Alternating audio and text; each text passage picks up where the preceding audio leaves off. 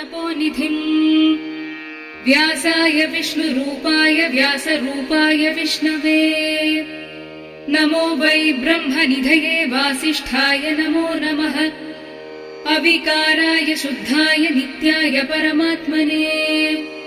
सदैकरूपरूपाय विष्णवे सर्वजिष्णवे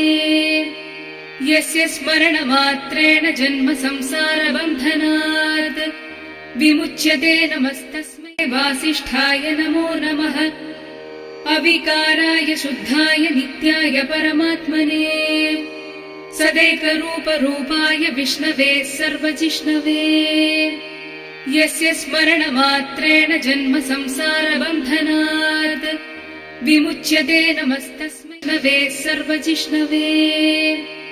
यस्य स्मरणमात्रेण जन्म संसारबन्धनात् विमुच्यते नमस्तस्मै